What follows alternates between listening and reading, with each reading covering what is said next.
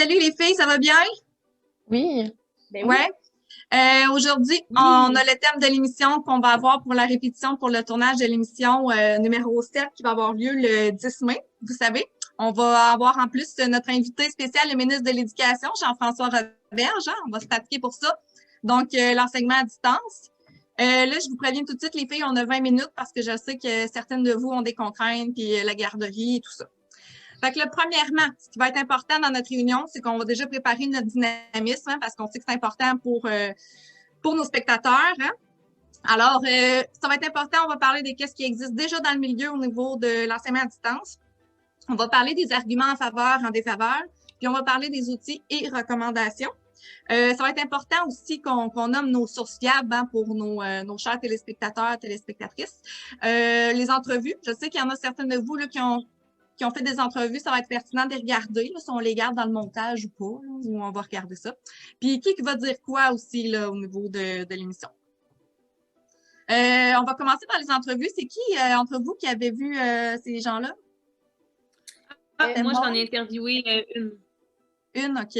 J'avais Stéphanie, les deux Stéphanie aussi. Donc, on a Océane, Rose, James et Tessa. On va regarder ça. Ça vous convient? Oui. Je m'appelle Océane Fortier, je suis en secondaire 5 et je vais au tandem à Victoriaville. Super. Est-ce que tu as fait des cours en ligne? Oui. Pendant combien de temps? Pendant 3 semaines et un jour sur 2. Bonjour, je m'appelle Rose Dauphinet, j'ai 15 ans, j'habite à Saint-Charles-sur-Richelieu et je suis au secondaire 3 au Collège Saint-Maurice à Saint-Hyacinthe. J'ai fait des cours en ligne jusqu'à tout récemment, une journée sur 2 et ce durant plusieurs mois.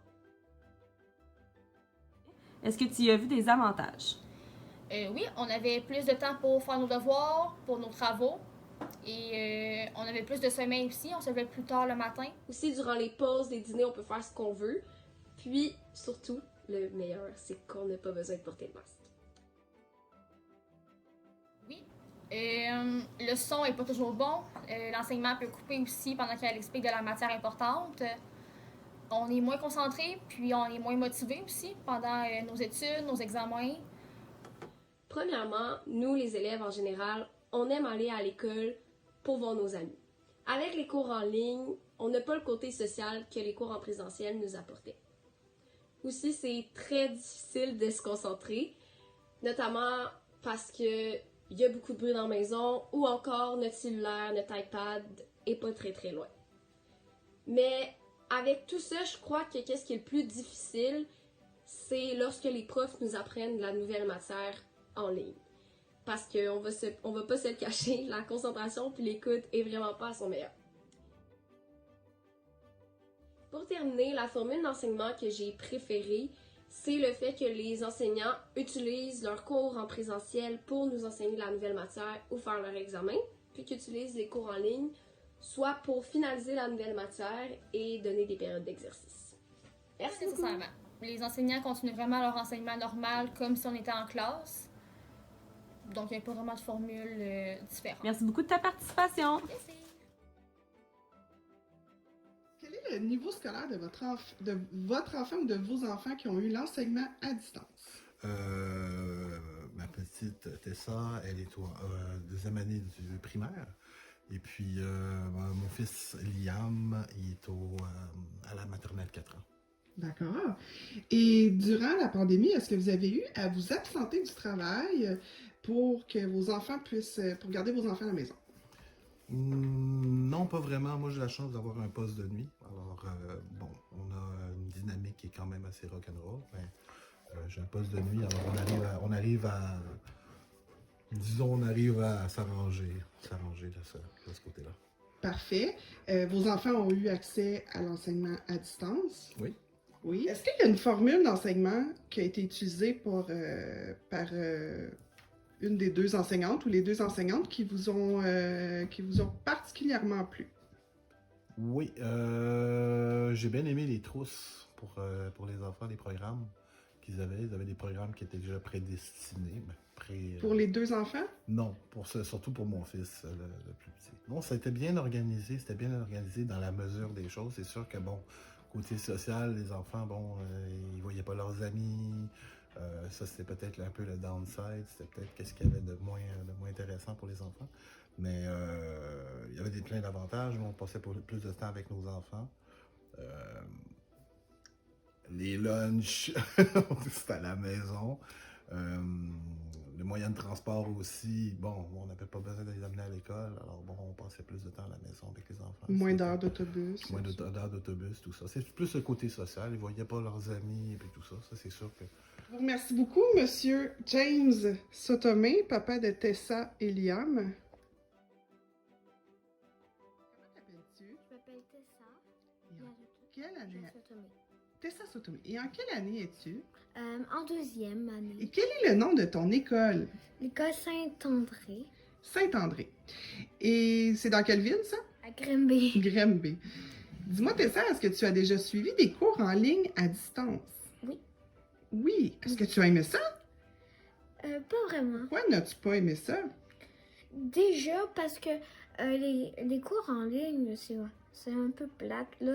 Des fois, ça bug. Les cours en ligne, on apprend moins de choses. Qu'à la maison, ben, on peut voir mes parents et ben, les voir plus souvent. Je dis ça de même, là. Puis j'ai plus de temps pour faire d'autres choses. Comment ça se déroulait une période? Ben, en fait, on faisait que le nombre du jour. On avait des petits exercices, c'était fini. C'était terminé, hein? Puis si tu avais des questions, tu pouvais l'appeler. Ouais, mais au moins jusqu'à 1h. Jusqu'à 13h, d'accord. Bravo, t'es super bonne. Merci. Bye! Bye bye. Gros bisous sucrés. Super, les entrevues. Je pense qu'on va toutes les garder parce que je pense qu'elles sont toutes pertinentes. Êtes-vous d'accord ou ça vous convient? Tout à fait. Moi, je pense qu'on va garder ça, oui. Alors, ce qui existe déjà dans le milieu, donc les outils populaires utilisés, Stéphanie? Oui, eh bien, on sait, il y a Zoom. Par exemple, à l'Université du Québec à Trois-Rivières, les étudiants utilisent Zoom. Parfois, certains utilisent Meet. Teams est utilisé dans plusieurs centres de services scolaires, notamment le centre de services scolaires Val-des-Serres, des Bois-Francs, des Chênes, Saint-Hyacinthe. Même à l'Université de Sherbrooke, les étudiants utilisent Teams. Les enseignants utilisent aussi les Padlet, Classroom et CISA. Oui, effectivement, c'est vrai que surtout le Teams avait été beaucoup populaire au niveau du primaire, puis il y avait Zoom aussi au niveau universitaire, c'est vrai. Exactement. On s'est penché aussi au niveau de la formation des enseignants, au niveau de j'enseigne à distance. On sait qu'avec la condition actuelle de la COVID-19, il y a environ 1 an, alors, ils ont fait la formation j'enseigne à distance, donc c'est TELUC. C'est une formation qui est gratuite, qui est d'une durée d'environ 15 heures. Puis, c'est facile d'y aller avec l'accessibilité au niveau le site Internet qui est juste ici. Donc, ça peut intéresser des gens à aller suivre la formation. On a des arguments en faveur au niveau de l'enseignement à distance. Stéphanie Coutelier, tu vas nous en parler durant l'émission. On aimerait ça t'entendre sur ça. Oui, bien moi, je vais aborder 6 arguments qui sont très intéressants, qui ont été tirés des travaux de Luc Royer en 2020, donc c'est très récent. Puis Walker et De Practer, là, qui en 2004 avaient aussi travaillé sur l'enseignement à distance. Je vais aborder la coéducation en termes de travail entre le parent et l'enseignant. Donc, on a vu, là, particulièrement en temps de COVID, on a vu qu'il y avait une belle ouverture davantage envers la famille qui prenait le rôle de l'enseignant et l'enseignant qui allait s'informer si l'enfant allait bien, au niveau de la famille. Fait qu'il y avait comme un beau lien qui se créait. Au niveau de l'accessibilité, je vais parler du fait que les services, les documents, tout est davantage, tout est accessible en ligne, tout comme en présentiel.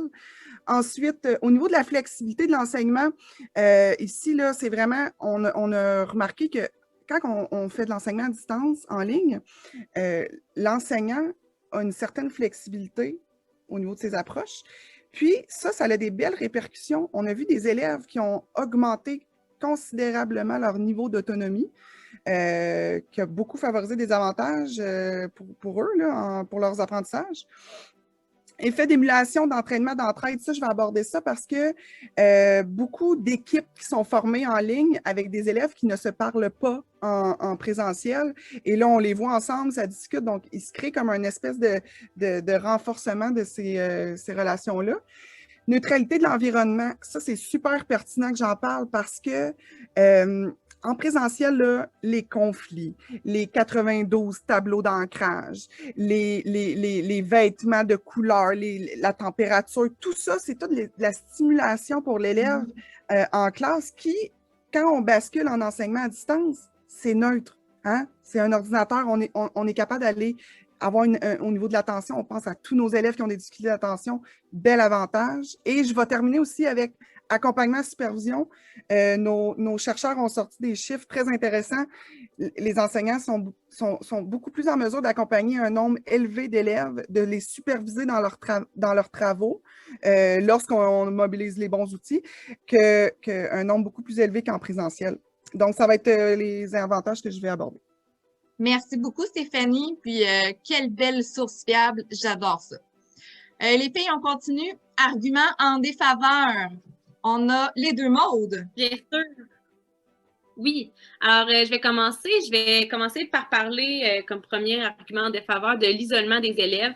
En effet, les contacts sociaux là, sont vraiment moins présents. Alors, c'est un grand facteur de risque pour nos élèves. Ensuite, il y a les situations familiales où que là, les parents peuvent ne pas se sentir assez outillés pour aider leurs enfants. Ensuite, le matériel qui est inaccessible. En effet, en ligne, on ne peut pas vraiment avoir le matériel de l'école avec nous, puis l'enseignant ne peut pas aller cogner à toutes les portes non plus pour aller le porter. Donc, le matériel est inaccessible. L'enseignant ne peut pas adapter le matériel non plus, comme je viens de le dire. Les parents peuvent se sentir surpassés par l'enseignement en ligne, surtout s'ils ont plus d'un enfant à la maison qui fait de l'enseignement en ligne. Et il peut y avoir aussi des coûts imprévus en ce qui concerne tout ce qui est matériel électronique, le réseau qui doit être fiable aussi pour pouvoir suivre des cours en ligne. Alors ça, c'est toutes des situations familiales qui peuvent survenir. Et finalement, la diminution de la qualité de l'enseignement. Alors, l'efficacité de l'enseignant, ça repose vraiment sur sa planification et aussi sur la prise en compte des besoins des élèves. Alors, même si les élèves sont à distance, il faut vraiment que l'enseignant pense à toutes ces choses-là. Il doit essayer d'aller chercher leur attention par quelconque moyen, favoriser certaines pédagogies aussi. Alors, c'est quelque chose qui est vraiment difficile en enseignement en ligne. Ensuite, l'enseignant doit être engagé, trouver les meilleurs outils possibles. Alors, il y en existe beaucoup sur les internets et tout ça, mais il faut quand même qu'il les trouve, ce qui peut être une tâche assez ardue. Et dernière chose, c'est plus difficile pour l'enseignant d'estimer la compréhension de ses élèves, vu qu'ils sont à distance, donc le contact est moins rapide avec eux. Alors, Maud, je te laisse la parole. Oui. Donc, il peut aussi avoir des problèmes liés à la santé. Bien sûr, on reste assis plus longtemps sur notre chaise. On est à la maison, donc on est à côté du frigidaire.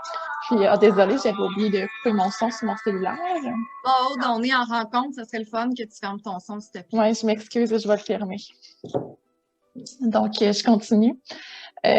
Donc, je disais, pour l'obésité, donc on est à côté du frigidaire toute la journée, donc peut-être qu'on va manger plus et bouger moins.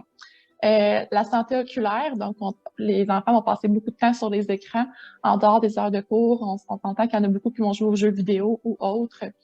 Puis, la santé physique, donc une mauvaise posture. On est combien à avoir mal au cou juste après une réunion ou dans notre dos, donc c'est la même chose pour les élèves. Ensuite, il peut y avoir une diminution de l'engagement de la part des élèves. Surtout au primaire, c'est difficile de s'auto-réguler pour être bien concentré pendant le cours. On l'a vu aussi avec les étudiantes du secondaire là, dans les entrevues. C'est difficile aussi de pouvoir faire ses devoirs, puis faire les exercices avec un enseignant qui n'est pas présent à côté de l'élève pour le stimuler. Puis, il y a aussi dans une surcharge de travail pour les enseignants, surtout en temps de COVID, que notre classe peut basculer rapidement en enseignement à distance. Ça fait en sorte que les enseignants n'ont pas beaucoup de temps pour numériser des documents, communiquer avec les parents, trouver des sources ou des sites intéressants pour leurs élèves. Donc, tout ça, ça leur rajoute une surcharge de travail, puis ça fait aussi une autre gestion de classe, là, donc ils doivent gérer les micros de leurs élèves ou les caméras, etc., qu'ils n'ont peut-être pas à faire en classe. Hey, merci les deux mondes, pour vrai, des belles sources encore, on aime ça. C'est vraiment très agréable, merci. On va poursuivre avec les outils au niveau de l'enseignement à distance. Stéphanie, est-ce que tu veux nous mentionner qu'est-ce que tu as trouvé par rapport à ça? Oui, tout à fait. Donc, moi, en faisant mes recherches, j'ai trouvé le site Internet L'École ouverte que le gouvernement, dans le fond, avait créé et l'émission de télévision qui était L'école à la maison, qui était des bons outils pour les parents. Mais moi, je me suis vraiment penchée dans ma recherche sur les outils qui pourraient être pertinents pour les enseignants parce qu'on sait quand on bascule en enseignement à distance, c'est pas toujours facile et des fois, on aimerait ça avoir des petits trucs, des petits conseils. Donc, j'ai trouvé un site Internet vraiment intéressant sur le Centre de services scolaires de Laval, un Genially qui présente plusieurs conseils pour pouvoir monter des cours à distance ou des enseignements. Merci Stéphanie, pratique de savoir ça. En fait, le Centre de services scolaires de Laval, je ne sais pas pour vous les filles, mais moi, je ne connaissais pas ça, puis ça a l'air vraiment pertinent. Merci. Là, au niveau des pistes de solutions, Stéphanie, tu avais trouvé ça aussi, les pistes de solutions? Oui, dans le fond, c'était des pistes de solutions qu'on peut voir un peu comme des conseils pour aider les enseignants à vraiment faire des enseignements plus conviviaux en ligne. Donc, c'est important, dans le fond, quand on enseigne en ligne, de faire une aussi bonne planification que lorsqu'on enseigne à l'école en présentiel. Donc, c'est vraiment important, encore une fois, de respecter la phase de préparation, de réalisation et d'intégration. On le sait, en ligne, il peut arriver plusieurs petits pépins. Donc, par exemple, un bris d'Internet, des connexions instables. Donc, c'est vraiment important d'être bien préparé pour pouvoir mieux les surmonter. Donc, souvent, une bonne préparation, ça va aider l'enseignant à vraiment rester centré sur son intention pédagogique.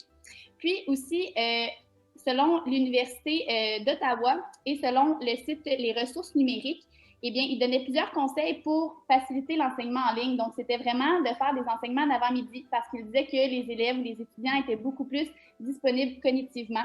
C'était d'utiliser des outils variés, mais variés, comme par exemple des vidéos, des PowerPoint, partager son écran, mais c'était aussi sans utiliser trop d'outils, de maîtriser l'outil qu'on utilisait. Donc, oui, c'était d'en utiliser plusieurs, mais ce n'était pas de se lancer partout, puis de vivre dans l'insécurité. Donc là, ça rend que l'enseignement à distance est moins profitable. C'était de mentionner également ses attentes de manière claire et précise aux élèves. Comme ça, ils vont s'attendre, ils vont savoir qu'est-ce qu'ils doivent faire. Et c'est de préciser aussi le rôle de l'élève et le rôle de l'enseignant. Donc, moi, mon rôle, ça va être de t'enseigner, mais toi, à la maison, ton rôle, c'est de t'asseoir, d'essayer de te placer dans un environnement qui est calme, qui n'a pas trop de bruit, où tu ne seras pas dérangé. Donc, c'est vraiment de spécifier qu'est-ce qu'on s'attend à son rôle. C'est bien sûr de continuer sa formation continue, donc de se perfectionner, d'aller vers les outils numériques qui les intéressent, de suivre des formations pour mieux les comprendre. Et bien évidemment, c'est de développer des relations positives avec les élèves. On sait, l'enseignement à distance, ce n'est pas facile et c'est très important le contact avec les élèves. Donc, c'est ce que je... Tu as bien raison. Ouais, Stéphanie, tu as vraiment bien résumé. Puis les niveaux des pistes de solutions, je trouve ça vraiment intéressant. Puis les phases, on s'entend que c'est primordial dans l'enseignement. On s'entend au niveau de la préparation, c'est toujours bien important. Là, les filles, vous savez là, que lors du tournage, on a la visite, comme je l'ai dit tantôt, du ministre de l'Éducation, Jean-François Roberge. On se rappelle la dernière fois qu'on s'est rencontrés, on a parlé de la recommandation qu'on avait pour lui. Êtes-vous toujours d'accord avec cette recommandation-là? Moi, ça me convient. Ouais, oui, ça moi me aussi. convient. Moi, je veux juste dire là, que, par exemple, que je dois quitter bientôt là, notre rencontre aujourd'hui. Oui. Non, c'est bientôt terminé, Maud, là, le 20 minutes, Parfait. c'est ça, hein? C'est ça, bientôt 20 minutes. C'est ça. Top chrono, ton enfant qui t'attend en garderie, c'est ça? Exact. Ouais. On avait dit qu'en fait, la recommandation, c'est de demander une enquête sur les pratiques actuelles en enseignement en ligne par des spécialistes du numérique. Là, on fait surtout référence à la COVID-19. Hein? On sait, la COVID-19, ça n'a pas été évident de se retourner se revirer sur un dizaine au niveau de l'enseignement à distance du jour au lendemain. Hein? Ça serait vraiment quelque chose, je pense, qui pourrait être intéressant par rapport avec des spécialistes du numérique. Nous, les enseignants, on n'est pas des spécialistes du numérique. On n'a pas été... on a eu peut-être un cours au niveau du baccalauréat là, par rapport à ça. Au niveau, on a eu un cours en lien avec le numérique, mais c'est tout. On n'est pas des spécialistes, donc on aimerait que des experts se penchent sur ça. Vous êtes d'accord? Hein? Oui, puis si je peux me permettre, Audrey, quand on va voir ce que l'Ontario a fait, eux, ils ont réussi à mettre pendant la COVID en place des services plus rapidement qu'au Québec. Donc, ça serait vraiment pertinent d'aller se pencher, d'aller faire une enquête pour pouvoir mieux évaluer puis faire après ça vraiment peut-être des changements dans le système pour améliorer l'enseignement en ligne au Québec. Ces changements-là aussi, Stéphanie, je fais du pouce avec ce que tu dis. Peut-être que ça pourrait amener la création d'un référentiel en lien avec l'enseignement à distance à partir du numérique qui pourrait être fortement intéressant. Donc, on va se pencher là-dessus. Hein? On va profiter de sa présence à notre émission pour lui faire notre recommandation. On a bien hâte de savoir ce qu'il va dire sur le sujet. Hein? Tout à fait, Audrey. Alors, je vais juste faire du pouce. Ça serait vraiment, vraiment bénéfique de favoriser le socio-constructiviste, par exemple, par les démarches en pédagogie de projet. Je pense que c'est vraiment un moyen qui serait possible de ligne. On a plusieurs enseignants qui l'ont testé et c'est approuvé. Et ça pourrait permettre de contrer l'isolement chez nos élèves, d'augmenter leur motivation et leur engagement envers l'école. Effectivement. Merci, Maude. J'allais oublier ce point-là qu'on avait mentionné la dernière rencontre. Tu as bien raison. Pas de problème.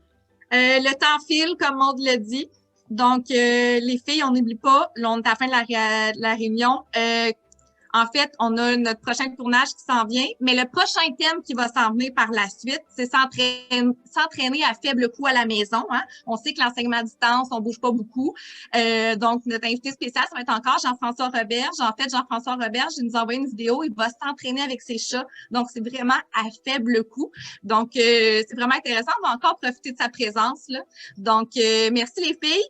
Merci de votre collaboration, coopération, puis on se retrouve à la journée du tournage. Avant de terminer, justement, là, avec l'entraînement, je pense qu'on pourrait peut-être terminer la réunion en s'étirant, en se levant debout. Ça serait une bonne idée.